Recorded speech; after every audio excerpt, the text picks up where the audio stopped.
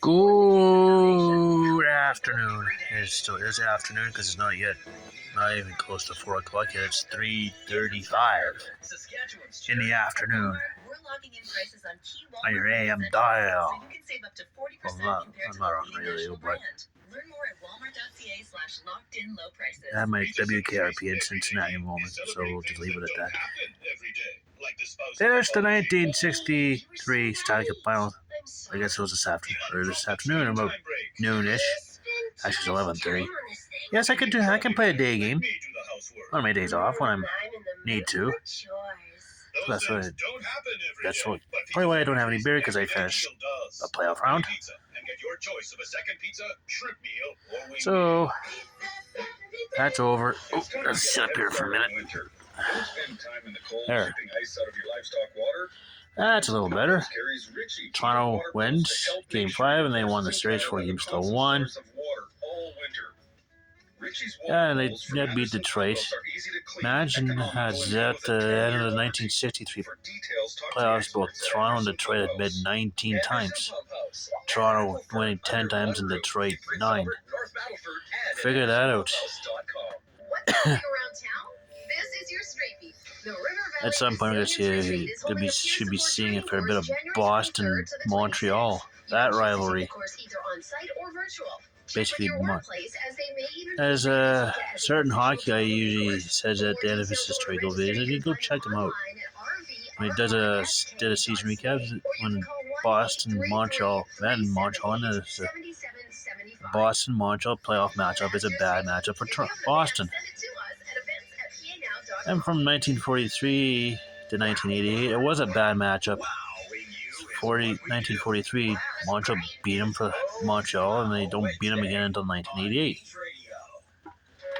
So, yeah, 45 years.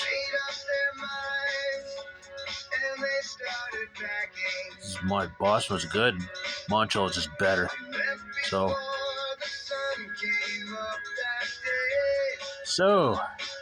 yeah, Toronto beats Detroit in the 1963 Stanley Cup Final, and Dodgers swept the Yankees in the 1963 World Series. Did anybody have? Yeah, you've probably seen my baseball historical videos, so that's how that went.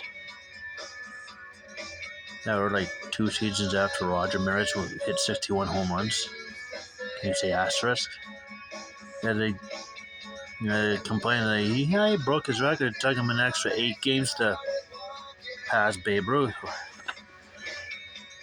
Well, the fact that the American League expanded to 10 teams, and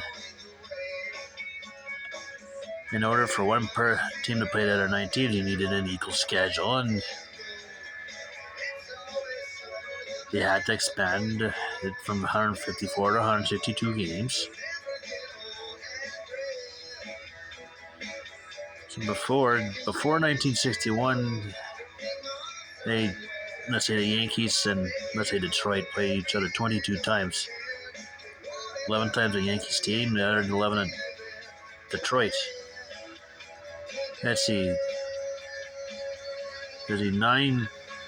They had to play the other 9 teams. Let's see. I think it was 18 times. Yeah, 18 times. So everybody had to lose a game, which is 8 there. Plus, they had an extra. Yeah, I'm doing math now, which is kind of probably not the best thing to do at my age. So, anyways, I'm off target. So, start the 1964 playoffs on Saturday. Same matchups as 1963, Montreal versus Toronto. In one semifinal, and you had Chicago and Detroit in the other. It's kind of interesting. Wait, I just lost my... Oh yeah, Chicago prior to... Let's say prior to the 1959-60 season. Yeah, that Chicago was not good. The top three was basically the top four mostly was Toronto, Detroit. Toronto, Detroit, Montreal, and Boston. Boston is usually the fourth one. Many they got in there, and once in a while Chicago snuck in there. Once Chicago got Ted Lindsay and Glenn Hall from Detroit.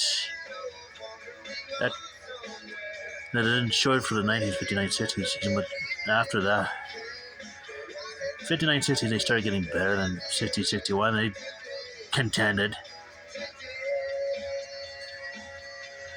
Now on the opposite end, Boston just tanked.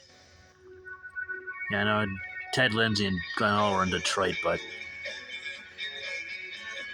that trade was the ultimate start of the downhill that Detroit ended up seeing from late 60s into the early 80s when they drafted Steve Yzerman. And right about the same time, or maybe a couple seasons before, Boston was just bad, got real bad. And it kept messing up. They didn't even see postseason until after they drafted Bobby Orr in 1966. I believe they drafted him in 66. Yeah, so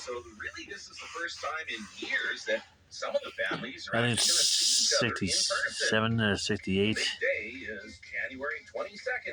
Yeah, about 68 or 69 is Boston started getting better, and they got the cup in 70 and 72. Boston was pretty competitive since then. Yeah, they'll have their lean years a couple times, but